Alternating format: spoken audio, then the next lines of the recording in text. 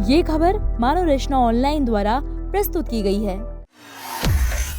क्या यूरोप भारत को नसीहत देने से पहले अपना रिकॉर्ड देखेगा? क्या रूस से तेल खरीदने पर भारत को घेरने वालों के पास हर सवाल का जवाब है?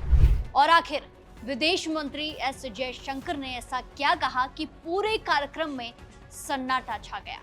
दरअसल रूस यूक्रेन युद्ध के बीच एक बार फिर भारत की तेल खरीद को लेकर सवाल उठे, लेकिन इस बार विदेश मंत्री एस जयशंकर ने ऐसा जवाब दिया जिसने पश्चिम देशों के दोहरे रवैये पर सीधा सवाल खड़ा कर दिया है। फिनलैंड में आयोजित एक अंतर्राष्ट्रीय कार्यक्रम के दौरान जब उनसे रूस से कच्चा तेल खरीदने को लेकर सवाल पूछा गया तो उन्होंने साफ शब्दों में कहा कि भारत अपने राष्ट्रीय हित, ऊर्जा सुरक्षा और देश की जरूरतों को देखकर फैसला करता है, किसी दूसरे देश के दबाव में नहीं।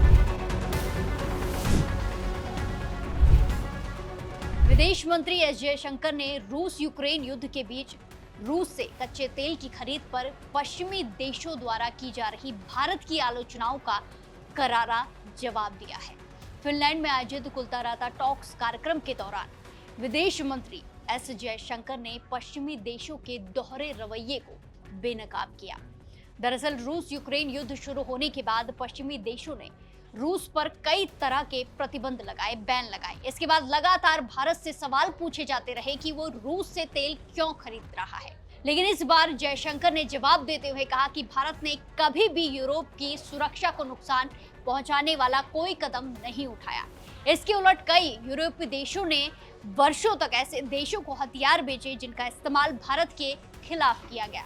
ऐसे में अगर कोई भारत को नैतिकता का पाठ पढ़ाता है तो उसे अपने पुराने फैसलों को भी याद रखना चाहिए।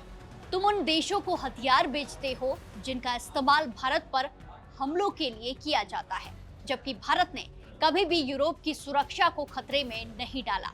भारत अपनी ऊर्जा जरूरतों और राष्ट्रीय हितों को ध्यान में रखकर ही फैसला लेता है। विदेश मंत्री एस जयशंकर ने कहा कि भारत तेल खरीदते समय केवल दो चीजें देखता है, कीमत और इसके साथ उपलब्धता।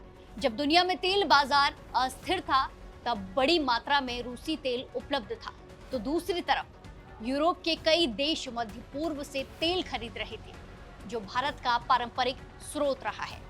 ऐसे हालात में भारत ने अपने लोगों और अपनी अर्थव्यवस्था के हित को प्राथमिकता दी। उनका कहना था कि ऊर्जा सुरक्षा किसी भी देश के लिए सबसे महत्वपूर्ण मुद्दा होती है और भारत भी उसी आधार पर फैसले लेता है। मैं दो बातें कहना चाहूंगा, मैं कीमत और उपलब्धता के आधार पर तेल खरीदता हूँ। उस समय बाजार में उपलब्ध अधिकांश तेल रूसी था, क्योंकि यूरोपीय देश मुख्य रूप से मध्य पूर्व से तेल खरीद रहे थे, जो हमारा पारंपरिक आपूर्तिकर्ता था। इसीलिए परिस्थितियों ने हमें एक खास दिशा में धकेल दिया। तो विदेश मंत्री ने वैश्विक सुरक्षा परिदृश्य के संबंध में यूरोप की ऐतिहासिक और नैतिक विसंगतियों की ओर ध्यान दिलाते हुए आलोचना का जवाब दिया और कहा कि किसी भी यूरोपीय देश पर भारतीय हथियारों से हमला नहीं किया गया है। काश मैं यूरोप के हथियार के बारे में भारत के संदर्भ में भी ऐसा कह पाता। उन्होंने मौजूद लोगों को भारत की शांतिपूर्ण वैश्विक छवि की याद दिलाई। विदेश मंत्री ने यह भी याद दिलाया कि वर्ष 2022 से पहले भारत रूस से बहुत कम मात्रा में तेल खरीदता था, लेकिन युद्ध के बाद, वॉर के बाद वैश्विक बाजार में जो हालात बने, उन्होंने कई देशों को अपने विकल्प बदलने के लिए मजबूर किया।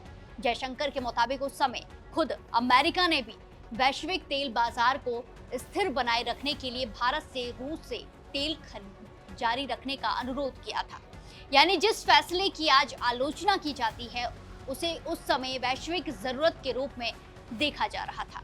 अपने जवाब में एस जयशंकर ने एक और महत्वपूर्ण बात कही। उन्होंने कहा, किसी भी यूरोपीय देश पर भारतीय हथियारों से हमला नहीं हुआ है, लेकिन भारत ये बात नहीं कह सकता।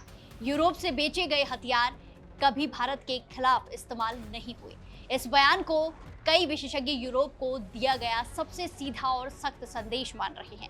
उनका इशारा उन हथियार सौदों की तरफ था जिनके कारण भारत लंबे समय से सुरक्षा चुनौतियों का सामना करता रहा है। ये बयान केवल तेल खरीद का बचाव नहीं था, बल्कि भारत की नई विदेश नीति की झलक भी था। पिछले कुछ सालों में भारत ने बार बार दिखाया है कि वो किसी एक खेमे का हिस्सा बनकर नहीं, बल्कि अपने राष्ट्रीय हितों के आधार पर फैसले लेना चाहता है। चाहे रूस के साथ संबंध हो, अमेरिका के साथ साझेदारी हो या फिर बात की जाए यूरोप के साथ व्यापारिक रिश्तों की। भारत हर मुद्दे पर अपनी स्वतंत्र नीति अपनाने की बात करता रहा है। विशेषज्ञ मानते हैं कि जयशंकर का ये बयान उस बदलते भारत की तस्वीर को पेश करता है जो अब अंतर्राष्ट्रीय मंचों पर बिना झिझक अपने हितों की बात करता है। पहले जहां भारत अक्सर रक्षात्मक रुख अपनाता दिखता था, वहीं अब भारतीय नेतृत्व सीधे सवालों का जवाब देने और दूसरे देशों की नीतियों पर सवाल उठाने से भी पीछे नहीं हट रहा है। अब बड़ा सवाल यही है, क्या पश्चिमी देश भारत की ऊर्जा जरूरतों और इसी के साथ साथ रणनीतिक मजबूरियों को समझेंगे? क्या रूस से तेल खरीद को लेकर जारी आलोचना थमेगी या फिर ऐसे ही चलेगी? और क्या वैश्विक राजनीति में भारत की ये स्वतंत्र आवाज आगे और मजबूत होगी? आने वाले समय में इन सवालों के जवाब दुनिया की बदलती राजनीति को तय करने वाले हैं। फिलहाल इतना जरूर है कि फिनलैंड में दिया गया एस जयशंकर विदेश मंत्री का ये बड़ा बयान भारत की विदेश नीति, ऊर्जा सुरक्षा और राष्ट्रीय हितों को लेकर दुनिया को एक स्पष्ट संदेश दे गया है। भारत अपने फैसले खुद लेता है और राष्ट्रीय हितों पर कोई समझौता नहीं करेगा। तो क्या आपको लगता है कि जयशंकर ने पश्चिमी देशों को सही जवाब दिया है? अपना जवाब कमेंट्स में जरूर दें और बाकी देश और दुनिया की तमाम खबरों के लिए जुड़े रहिए।